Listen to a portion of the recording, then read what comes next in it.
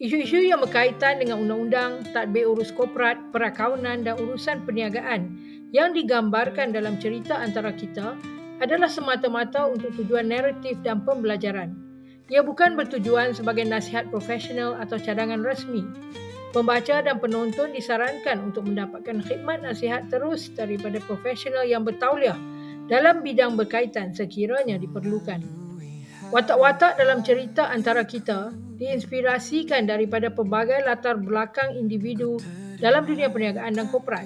Namun, watak-watak tersebut tidak merujuk secara langsung atau tidak langsung kepada mana-mana individu sebenar, sama ada yang masih hidup atau yang telah meninggal dunia.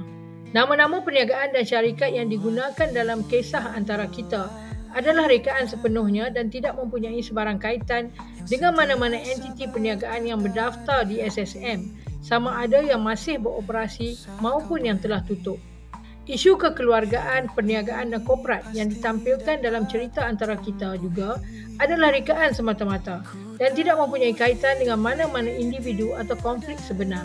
Budaya dan adat yang dipaparkan dalam cerita antara kita memberi tumpuan khusus kepada budaya Melayu dan agama Islam dalam konteks masyarakat Malaysia sebagai latar belakang sosial yang mendukung naratif cerita.